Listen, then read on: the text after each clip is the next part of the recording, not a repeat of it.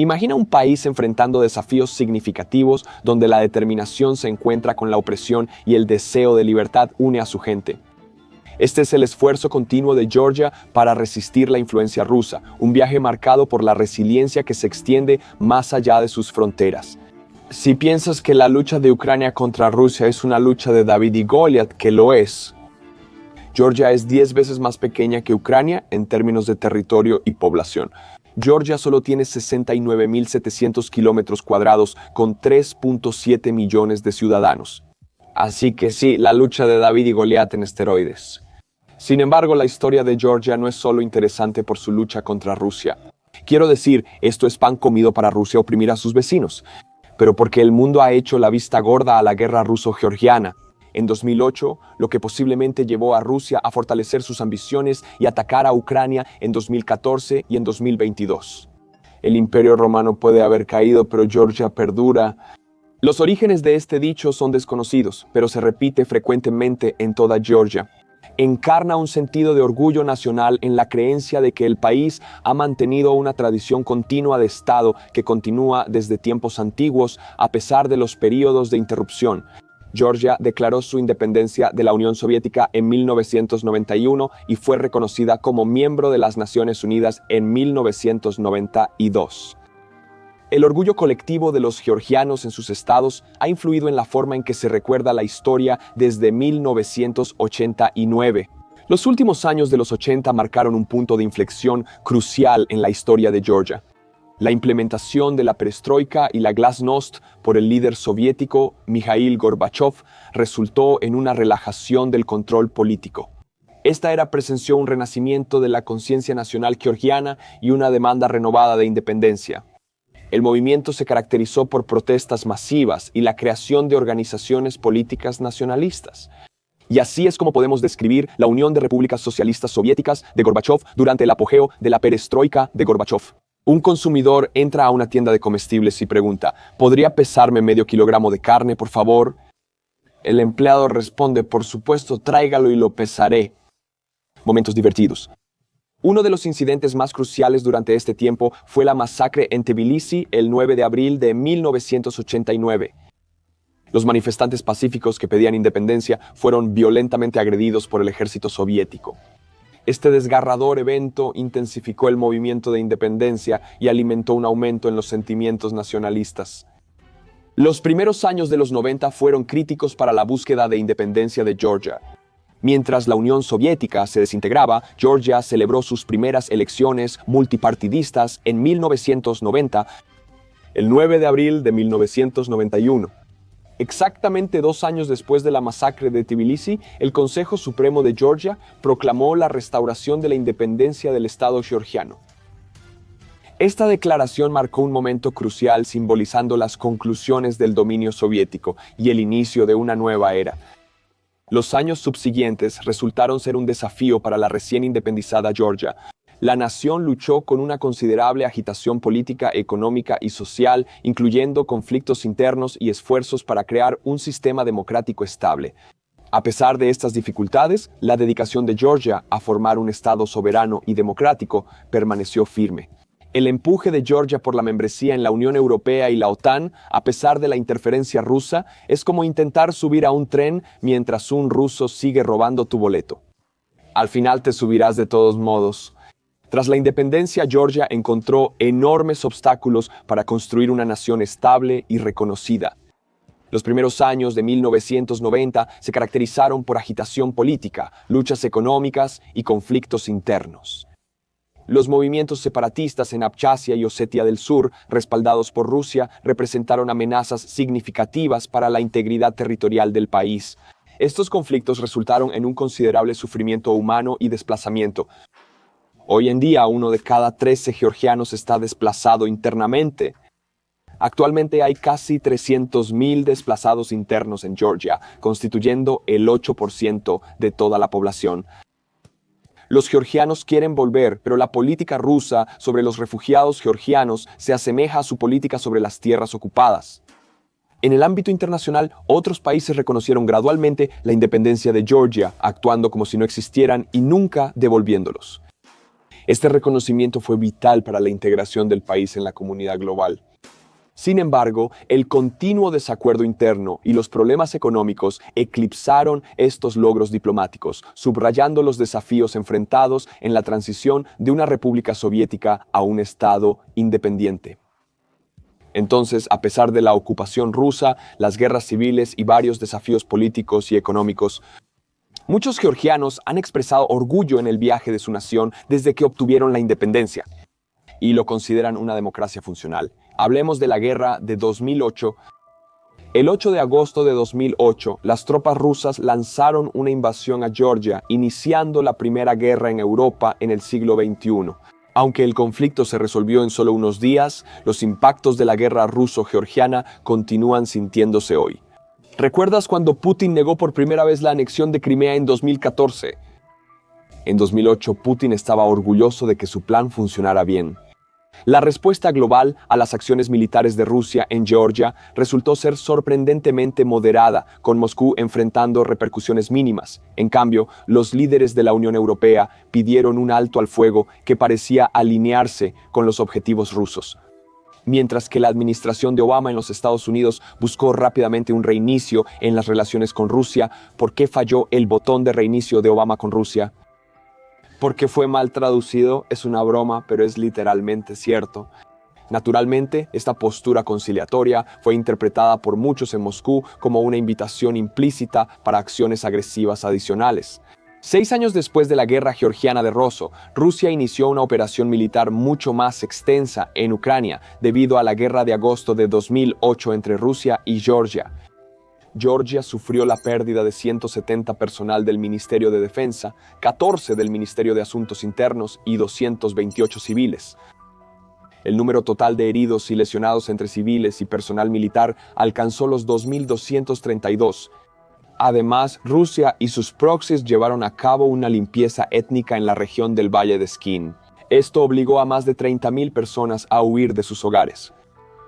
La mayoría de sus casas fueron deliberadamente incendiadas para evitar su regreso. La política exterior pro-occidental de Tbilisi y sus aspiraciones de unirse a las estructuras europeas son vistas por el Kremlin como una amenaza de seguridad significativa. El surgimiento de un sistema democrático en Georgia contrasta fuertemente con el régimen autoritario de Rusia, potencialmente inspirando a otras naciones. Putin considera a Georgia parte de la esfera de influencia de Rusia y la ampliación de la OTAN se percibe como un acto hostil contra el dominio de Rusia en la región. En consecuencia, la democratización de Georgia y sus crecientes lazos con la OTAN han llevado al descontento del Kremlin. Culminando en la guerra de agosto de 2008, este conflicto fue precedido por la cumbre de la OTAN en Bucarest de 2008 que prometió una futura membresía a Georgia. Sin embargo, la falta de consenso la dejó sin un plan de acción de membresía o garantías de seguridad. Esta es una receta para las guerras en Europa. El oeste promete integrar a los países postsoviéticos en la OTAN o la Unión Europea sin garantías de seguridad. Y la cereza del pastel, Rusia hace la guerra. Entonces, ¿qué pasó en agosto de 2008? 2008, las tensiones entre Rusia y Georgia escalaron hasta la guerra. Comenzó el 1 de agosto cuando las fuerzas del sur de Saturno, respaldadas por Rusia, comenzaron a bombardear aldeas georgianas. Justo 3 meses antes de que se prometiera a Georgia una futura membresía en la OTAN, a pesar de que Georgia declaró un alto al fuego para evitar la guerra, los ataques continuaron, lo que llevó a las fuerzas georgianas a responder. El 7 de agosto, Rusia intervino rápidamente, apoderándose de territorios disputados y expandiendo el conflicto a Abjasia, otra región separatista de Georgia. Los combates solo se detuvieron el 13 de agosto, donde el presidente francés Nicolas Sarkozy consiguió un alto al fuego para justificar su acción militar. Rusia acusó a Georgia de cometer genocidio y agresión contra los osetios. Queridos espectadores, créanlo o no, Rusia mintió. La Corte Penal Internacional ha emitido órdenes de arresto contra 3 hombres acusados de crímenes de guerra durante la guerra de Rusia con Georgia en 2008. Los sospechosos son el teniente general Mikhail Minzaev, Gamlet Kuchmasov y David Sanakwev. Tenían puestos clave en el gobierno de Osetia del Sur, apoyado por Rusia. La Corte Penal Internacional comenzó a investigar la guerra de 5 días en 2016, que desplazó a miles de personas y se observaron graves abusos a los derechos humanos. Los jueces encontraron motivos razonables para creer que los sospechosos eran responsables de delitos como el encarcelamiento ilegal, la tortura y la toma de rehenes. Entre el 8 de agosto y el 27 de agosto de 2008, alrededor de 170 detenidos, incluyendo mujeres y personas mayores, fueron retenidos en condiciones duras y luego utilizados como moneda de cambio en intercambios de prisioneros. Después de la guerra, Rusia reconoció oficialmente a Abjasia y Osetia del Sur como estados independientes y continuó ocupándolos, violando el acuerdo de alto al fuego. Hoy en día, Abjasia y Osetia del Sur son tan independientes que necesitan el permiso de Rusia para decirlo en voz alta. Pero si piensas que la Federación Rusa de hoy es un estado espeluznante, ¿qué tal la ocupación sigilosa de Rusia en Georgia? Esto no es un juego de palabras. La frontera se acerca cada vez más, tomando más tierra de los georgianos. Desde la invasión de Rusia en 2008, ha ocupado el 20% de la tierra de Georgia, expandiendo gradualmente su control a través de tácticas como la bordeización y la ocupación sigilosa.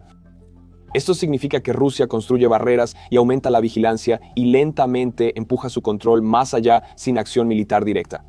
Estos esfuerzos no solo fortalecieron el control de Rusia, sino que también dificultaron que Georgia se uniera a las instituciones occidentales e interrumpieran rutas económicas importantes. Las comunidades locales sufren enormemente, el movimiento está restringido, los medios de vida se ven afectados y muchos experimentan angustia psicológica.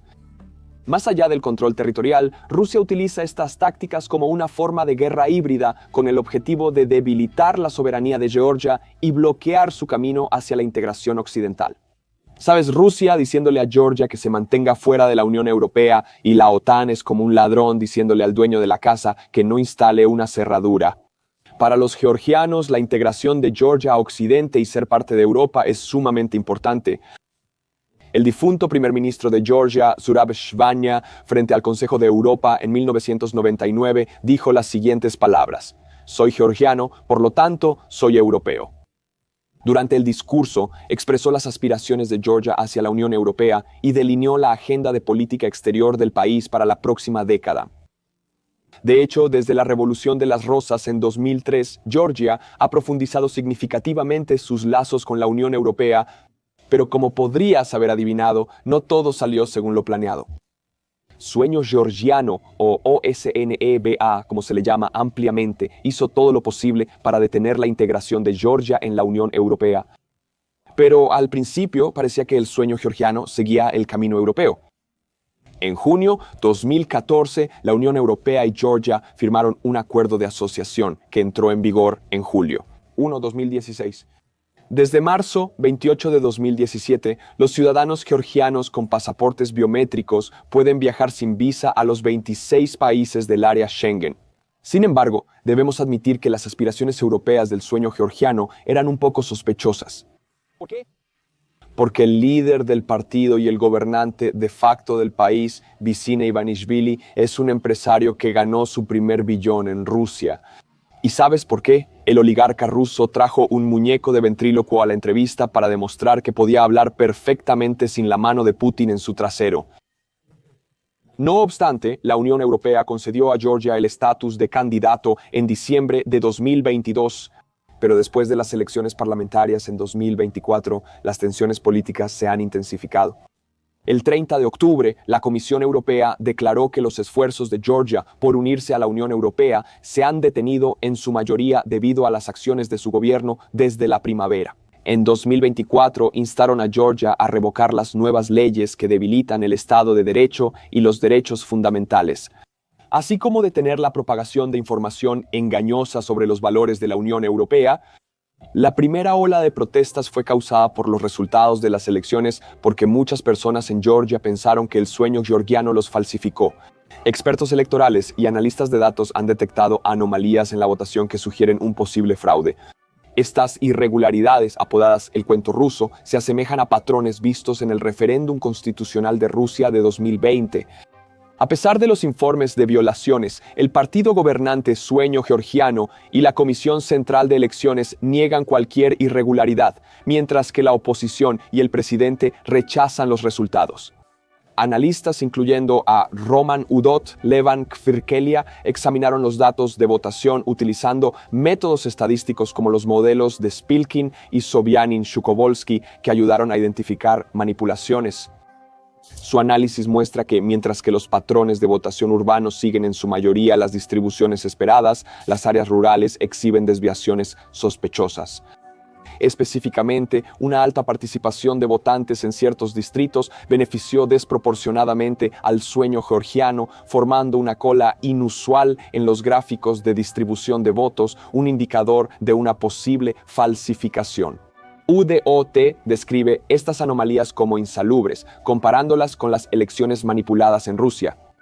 Aunque existen explicaciones alternativas, los expertos argumentan que los patrones estadísticos sugieren fuertemente una manipulación electoral, lo que genera preocupaciones sobre el proceso democrático de Georgia. Las elecciones al estilo ruso son como espectáculos de magia, las papeletas desaparecen, aparecen los resultados y el ganador es elegido antes de que el truco comience. Según la Organización para la Seguridad y la Cooperación en Europa, los candidatos de la Oficina de Instituciones Democráticas y Derechos Humanos generalmente podían hacer campaña libremente. El día de las elecciones se observaron problemas como la falta de secrecía de las papeletas, inconsistencias procedimentales e intimidación durante el registro de votos.